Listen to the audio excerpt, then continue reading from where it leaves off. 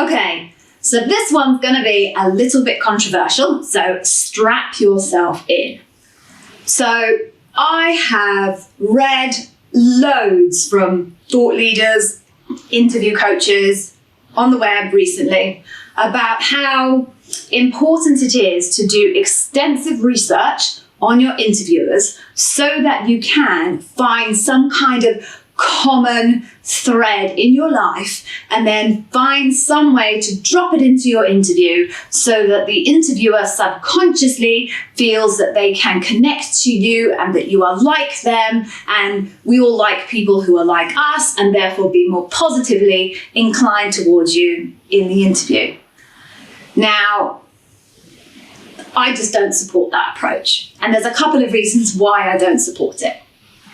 The first is, what that describes is a subconscious mental process that's going on in the B part of your brain. There are two parts of your brain, the A part and the B part, and I'm talking about behavioral science here. I'm a marketer. I've been deploying behavioral science techniques since 22 years ago, I think, but it's a very big thing at the moment. You've got an A brain and you've got a B brain. Your A brain does all of your rational thinking. When you're conscious of thinking about something, that's your A brain.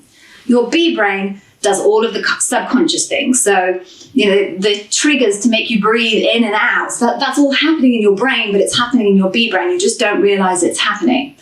The reason that is it's a mechanism to save calories, so that way back yonder when we were cavemen, if we need to save as many calories as possible, so if we were going to be attacked by a lion, our A brain was in a position to act because we would have enough calories. Anyway, by the by.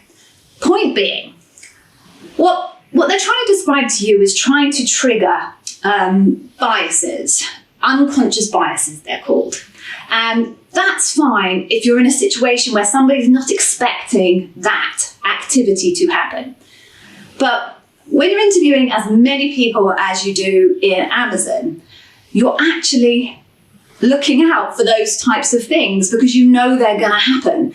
And instead of that information being processed in your B brain and you're not realizing that somebody is trying to manipulate you in that way, you process it in your A brain. You're aware of it. You're looking out for it. And then it can seem like that someone's trying to manipulate you. It becomes obvious and clumsy. So that's one reason why I personally don't think that's a good strategy, particularly in an Amazon interview. The second reason why I don't think that's a good strategy is not a lot of people actually post a lot of content online. Not a lot of people have a very strong professional digital footprint. And I do think you have to be super careful about exploring people's personal digital footprints and laying that out on the table in an interview, particularly if it's triggering A-brain stuff, right? But not a lot of people, I think 1% of people is the stat, actually post content on LinkedIn as an example. So if you're trying to do extensive amounts of research on your interviewer to find out, what articles they've written, what groups they're part of, what connections they have and how they interact with their connections, what type of comments they make and what are the themes of those comments, so that you can get a sense of what they care about and what they don't care about, you're going to waste a lot of your preparation time, which I know is finite. Most of you are going to be out there and you already have jobs, or you're also looking for other jobs at the same time as applying for Amazon. So your time is finite and precious.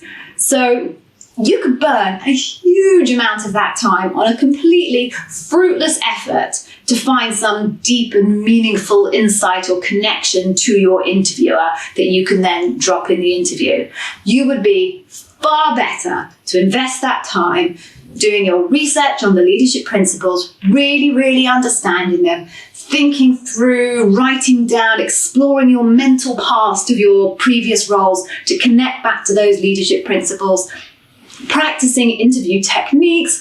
All of those things I would suggest are far better investments of your time than digging around the internet, trying to find juicy bits of tidbits on your interviewers. Now, again, completely my own point of view. There are plenty of people out there who will tell you otherwise. There are plenty of Amazonians out there who will tell you otherwise. So you've got to make your own decision and make your choice as to whether my advice is the advice that appeals to you, or whether actually you think I'm talking nonsense, which is totally fine. I do sometimes talk nonsense. At least my husband will say so, and my children, and possibly my mother. But anyway, that's my advice. Take it or leave it.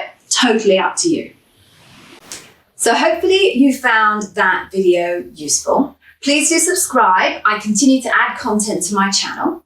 Now, if you are really serious about not taking any chances with your Amazon interview, then I really recommend you just have a quick look at this video here. It'll tell you about how you can get even more comprehensive interview preparation coaching from me at a fraction of the cost that it would usually take to get the same information from another personal interview coach. So until next time, take care, and I hope to see you soon.